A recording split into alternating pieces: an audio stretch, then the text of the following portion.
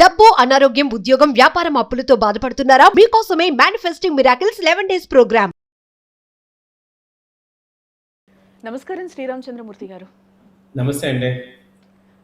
సరే, యాక్చువల్గా మనం చూస్తున్నాము గోల్డ్ రేట్లు ఏ విధంగా ఉంటున్నాయో.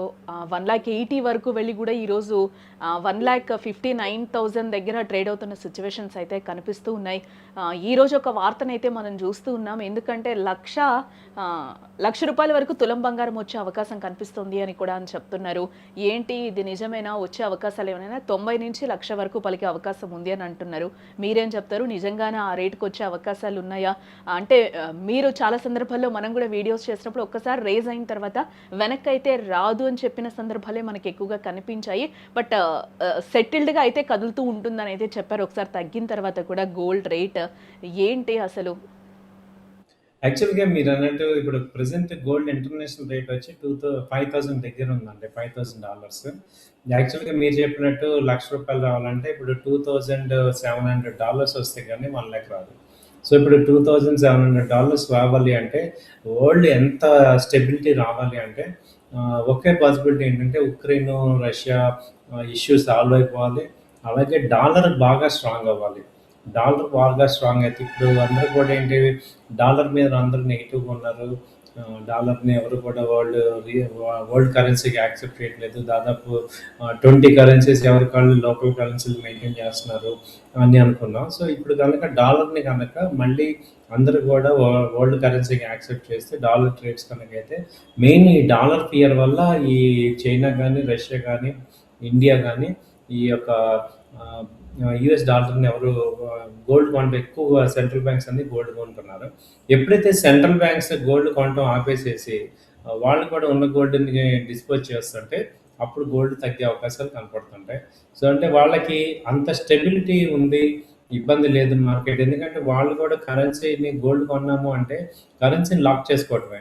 సో అది వాళ్ళు కూడా సెల్లింగ్ చేద్దాము అని అనిపించినప్పుడు కొంతన్నా సెల్లింగ్ జరుగుతుందని అనుకున్నప్పుడు ఛాన్సెస్ ఉంటాయి. సో ఆ పరిస్థితులు రావాలి అంటే మీరు అన్నట్టు ఇప్పుడు రష్యా, ఇండియా, అలాగే రష్యా, యుఎస్ వీళ్ళందరూ కూడా ఒక ఫ్రీ ట్రేడ్ అగ్రిమెంట్ డీల్ జరిగింది. ఆ ట్రేడ్స్ యాజ్ పర్ అనుకున్నట్టు వర్కౌట్ అవ్వాలి.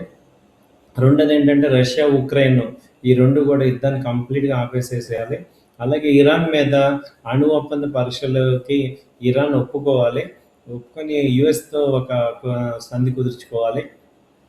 తర్వాత ఇజ్రాయెల్, పాలస్తీనా వీటి యొక్క డిస్టర్బెన్స్ అన్నీ కూడా కంప్లీట్గా క్లియర్ అవ్వాలి. అలాగే ఇండో పాకిస్తాన్ టెన్షన్స్ అన్నీ కూడా క్లియర్ అవ్వాలి. సో అలాగే బంగ్లాదేశ్ కానీ దానిలో రైట్స్ అన్ని తగ్గాలి. ఇలా ప్రతి కంట్రీలో ఇప్పుడు వియత్నాము తగ్గాలి. తర్వాత ఆర్టిఫిషియల్ ఇంటెలిజెన్స్ దీనివల్ల ఇప్పుడు జరుగుతున్న యాక్టివిటీస్ ఇవన్నీ కూడా కంప్లీట్గా న్యూట్రల్ అయిపోయి వరల్డ్ మొత్తం ఒక పీస్కి వచ్చేసింది అనుకున్నప్పుడు మీరు అన్నట్టు 1,00,000 వచ్చే ఛాన్సెస్ కనపడుతున్నాయి. సార్, అమెరికా డాలర్లలో రష్యా వ్యాపారాన్ని తిరిగి స్టార్ట్ చేస్తే కనుక మళ్ళీ అప్పుడు మనకి 90 నుంచి 1,00,000 రూపాయల వరకు తులం బంగారం చేరే అవకాశం ఉంది అని అంటారా? మీరు చెప్పిన యుద్ధాలు కానీ ఇవన్నీ మనకి యుక్రెయిన్తో అవుతున్న యుద్ధాలు కావచ్చు, రష్యా వాళ్ళిద్దరి మధ్య ఒప్పందాలు కుదిరితే కావచ్చు, ఇవన్నీ కొంచెం సెటిల్డ్ అయితే కనుక మనం మళ్ళీ 90 నుంచి 1,00,000 రూపాయల వరకు బంగారాన్ని చూసే అవకాశం ఉంది అని అంటారా?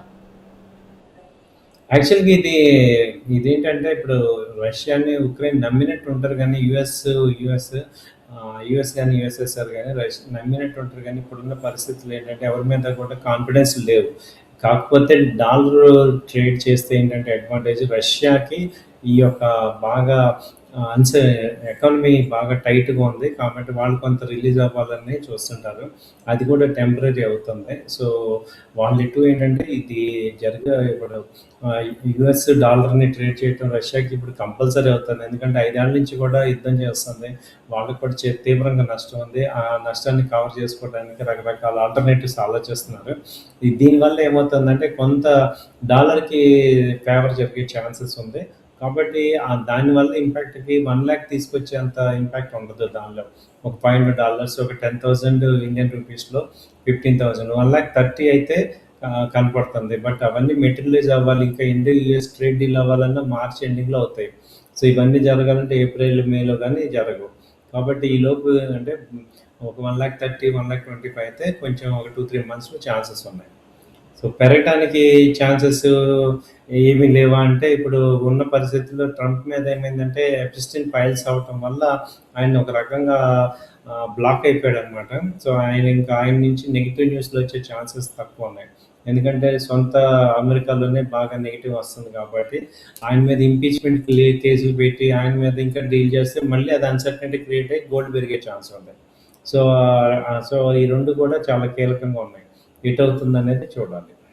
అంటే ఇప్పుడు మీరు చెప్పారు కాబట్టి ఎఫ్స్టీన్ ఫైల్స్ సంబంధించి కూడా ఇప్పుడు ట్రంప్ మీద ఆ ప్రభావం కనిపించే అవకాశం ఉందని అని అంటారా సార్?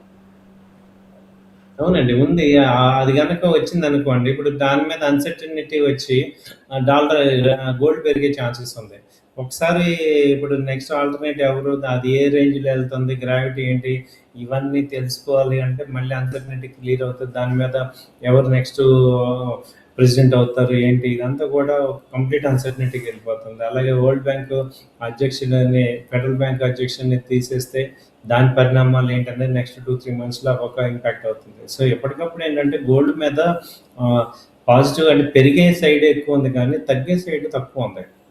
సో, తగ్గే సైడ్ తక్కువేమో కనిపిస్తుంది. ఏదన్నా కొంచెం తగ్గితే బై అండ్ డిప్‌లా చూసుకోవాలి గానీ, ఇంకా 1,00,000 అయిపోతుంది, 70,000కి అయిపోతుంది అనేది మైండ్ చాలామంది ఏం చేస్తారంటే, రీటైల్ క్లయింట్స్‌ని అనవసరంగా టెన్షన్ పెట్టి వాళ్ళు ఇంకా వస్తుందనుకుంటారు కానీ, ఉన్న రేటుని చేసుకోకుండా చేస్తుంటారు. జనరల్‌గా కమోడిటీస్ ఏమవుతాయంటే, ఒక రేటు పెరిగాయంటే కొంత రిట్రేస్‌మెంట్ 33% ఫిబ్రవరికి రిట్రేస్‌మెంట్ జరుగుతది గానీ, మరి 50%కి అలా దిగిపోదనమాట. సో, దానికి ఆ వెయిట్ హోల్డ్ చేస్తుంది. అబ్నార్మల్‌గా పెరిగినప్పుడు మాత్రమే 33% డౌన్ అవుతుంది. సో, మీరు సిల్వర్, గోల్డ్ చూసుకున్న 33% అంటే 2,00,000 సిల్వర్‌కి, అలాగే ఇది 1,20,000, 1,25,000 గోల్డ్‌కి ఛాన్స్ అవుతుంది. సో, 1,00,000 వచ్చే ఛాన్సెస్ చాలా తక్కువ ఉన్నాయి ఇంటర్నేషనల్ ఇప్పుడున్న పరిస్థితిలో. సార్. సార్ అంటే ఆల్రెడీ అమెరికా డాలర్లలో వాణిజ్యం నిర్వహించేందుకు ఆల్రెడీ కొన్ని సన్నాహాలు అయితే చేస్తున్నట్లుగా తెలుస్తూ ఉంది. మరి ఇవన్నీ ఓకే అయితే కనుక కొంచెం ఏమన్నా గోల్డ్‌లో అటు ఇటు మార్పులు వచ్చే అవకాశం కనిపిస్తున్నాయా? అంటే ఇప్పుడు వచ్చే అవకాశం ఉందా? దానికి లేదు చాలా టైం పెట్టే అవకాశం ఉంది అని అంటారా సార్? ఇదేంటంటే ఇప్పుడు ఇక్కడ కంప్లీట్‌గా గోల్డ్, సిల్వర్ పరిస్థితి ఏమైందంటే లాక్ అయిపోయారు అందరూ. సో, ఫ్రెష్ మూవ్‌మెంట్స్ రావట్లేదు. కొత్త ట్రెండ్స్ వచ్చి దాన్ని పైకి లేపే పరిస్థితి అయితే గానీ, ఇప్పుడు మీరు లాస్ట్ 1 వీక్ నుంచి వాల్యూమ్స్ చూస్తుంటే ఎంసీఎక్స్‌లో పెద్ద వాల్యూమ్స్ లేవు. అలాగే ఇంటర్నేషనల్‌గా కూడా వాల్యూమ్స్ లేవు. పెద్ద ట్రిగ్గర్ అయ్యే న్యూస్‌లు కూడా ఏం కనపడలేదు 1 వీక్ నుంచి. ఒకటే న్యూస్ వచ్చింది, యూఎస్ డాలర్‌ని రష్యా దాన్ని మళ్ళీ బై చేయటం చేస్తారని ట్రేడ్ చేస్తారు. అయితే ఇవన్నీ కూడా వర్కౌట్ అవ్వటం కష్టం. సో, మేబీ ఇది ఫిబ్రవరి ఎండ్, మార్చి ఫస్ట్ వీక్‌లో ఛాన్సెస్ ఉంటాయి. సో, అలాంటి ఈవెంట్స్ ఏమైనా జరిగితే కొంచెం గోల్డ్ డౌన్ అయ్యే ఛాన్సెస్ ఉంది. అదే అంటున్నాం కదా! ఇంటర్నేషనల్ ఇప్పుడు $5,000 ఉంది. మాక్సిమం వచ్చిన $4,000, ఒక $1,000 ఛాన్స్ ఉంది. అప్పటికి 1,30,000 అలా వస్తది. 1,35,000, 1,30,000 ఆ రేంజ్‌లో ట్రేడ్ అవ్వచ్చు. ఈ 1,00,000 వరకు, 90,000 వరకు వచ్చే అవకాశాలు అయితే లేవు. ప్రెజెంట్ కనపడట్లేదు. ఓకే. ఈ 1-2 మంత్స్ వరకే సార్. మార్చ్ వరకు ఇదే కొంచెం అలాంటి ఫ్లక్చువేషన్సే ఉంటాయనుకోవచ్చు. అవునండి. Yes sir. అంటే సార్ ఇప్పుడు ఆల్రెడీ మనకి 19వ తారీఖు నుంచే పెళ్ళిళ్ళు కూడా స్టార్ట్ అయ్యాయి. కొంచెం బంగారం కొనుక్కునే వాళ్ళకి కొంచెం ఊరట అని చెప్పుకోవచ్చు అని అంటారా? అంటే మనం 1,80,000 వరకు చూసాం. బట్ ఈరోజు చూస్తే మనకి 22 క్యారెట్స్ చూస్తే కొంచెం 1,47,000, 48 మధ్యలోనే నడుస్తుంది. ఆర్నమెంట్స్ తీసుకోవాలి అని అనుకున్న వాళ్ళకి. ఇంకా గోల్డ్ ప్యూరిటీది మనం తీసుకోవాలంటే ఇందాక చెప్పుకున్నట్టు 1,59,000 దగ్గర నడుస్తూ ఉంది. ఎస్, ఇప్పుడు కొనుక్కునే వాళ్ళకి కొంచెం బెటరే అని అంటారా? ఇంకా పెళ్ళిళ్ళ సీజన్ కూడా స్టార్ట్ అయింది కాబట్టి కొంచెం మార్కెట్స్ కూడా కొంచెం పుంజుకున్నాయని అనుకోవచ్చు అంటారా సార్?